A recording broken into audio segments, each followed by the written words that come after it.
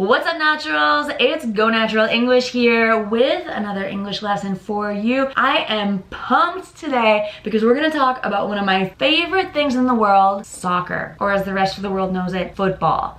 Yes, because the World Cup is coming up, this is very important for us to go over soccer vocabulary in English, as well as some conversational questions, because this is an awesome time to watch soccer and to talk with other people, to use your English to talk to people from all over the world who also love the World Cup and who love this sport. So one first little tiny difference between North American English and British English is whether you call this sport soccer, as I do because I am from the United States, or if you call it football like most of the rest of the world. Also, a little difference is whether you talk about games or matches. Are you gonna watch the game or are you gonna watch the match? It's the same thing, but North Americans tend to say game most often. Now, one thing you may not know about me is I used to play soccer for many years, and I also coached a women's soccer team, actually a high school women's soccer team. So I love soccer. It's probably my favorite sport. And I don't have that much time to play anymore, but I do love it. And when I do have time to play, I usually play defense, usually on the right side. That's my spot. So we have the positions. First of all, when we're talking about vocabulary for soccer, the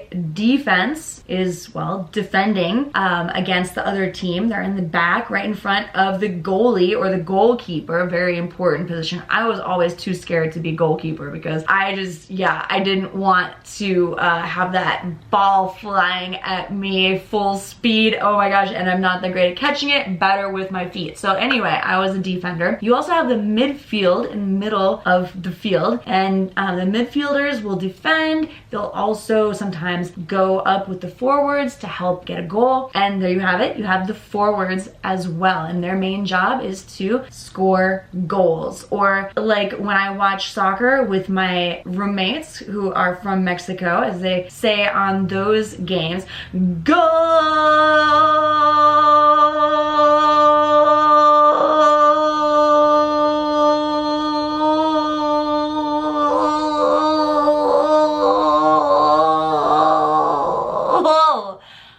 Yeah, I think it's hilarious. Okay, so that is also one difference between American soccer games and the rest of the world. When you have football games, is we'll just be like, goal!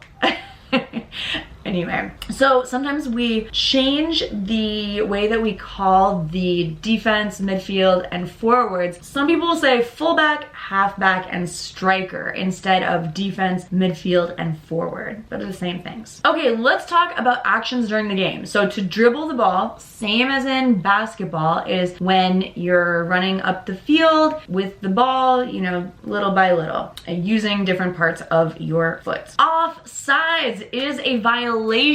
When an offensive player is past the ball when there are no defensive players between that offensive player and the goal. So you don't want to be offsides if you're on the offense. If you're a forward, you don't want to be offsides because then the other team is awarded an indirect kick. Out of bounds, or you may hear out of bounds, is when the ball goes outside the boundaries of the field of the lines. A corner kick is a kick from the corner of the field when the ball goes out of bounds, last touched by a defensive player. So the offensive team is going to be kicking it from the corner. A goal kick is when the goalie gets to kick the ball because it went out of bounds and it was last touched by an offensive player. A throw in is when play is restarted after a ball goes out of bounds and the team that throws it in is the opposite team that made the ball go out of bounds. Shin guards are required for players to wear to protect their legs, the part of the leg between the ankle and the knee. Kickoff is a way of starting or restarting the game at the beginning of the game, halftime,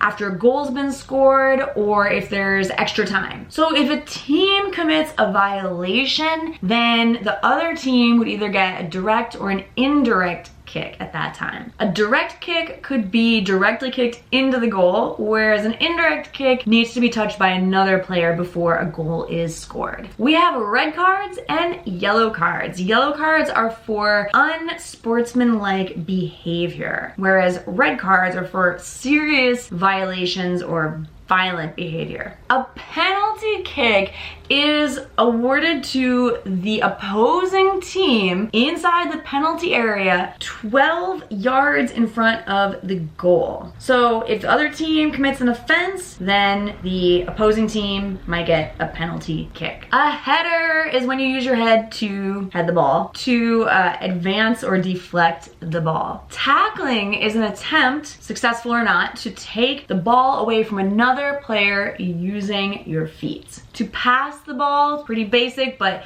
to use your foot to send the ball, to advance it to another teammate. FIFA is the governing international body of soccer, and they established the World Cup. A fake is to deceive another player or try to deceive them by maybe moving this way but then actually passing the ball that way. A foul is a violation of the rules rewarded with a free kick. And a free kick is a kick awarded to a player who received a foul from the opposing team. A shot is an attempt to get a goal. You could take a shot with your foot or with your head, obviously not with your hands because that would be a handball, which is not allowed in soccer. And the World Cup is an international event held by FIFA every 4 years between the qualifying 32 countries, and it is the most watched sporting event in the world. So there you have it. There's some vocabulary. Now I want to share a few questions that you could use to start conversations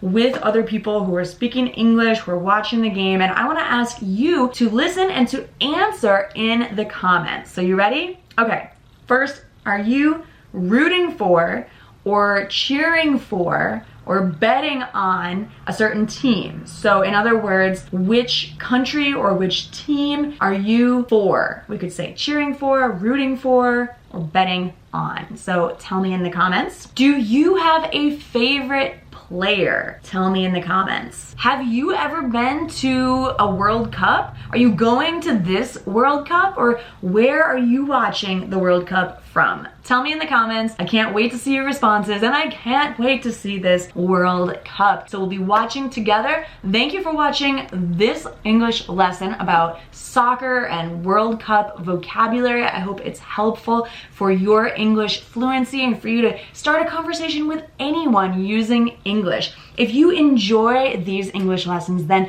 you would love getting all my best tips in the English Fluency Formula ebook, which I wrote for you, and you can get a free sample when you click right over there. You can also subscribe to Go Natural English by clicking right down there. Make sure that you're subscribed so you never miss an awesome lesson like this. It's gonna help you with your fluency and vocabulary and grammar and culture and all these fun things together with me, Gabby Wallace, your English teacher. So also you can watch another video right down there. Thank you so much. Have an awesome day and an awesome World Cup. Talk to you later. Bye for now.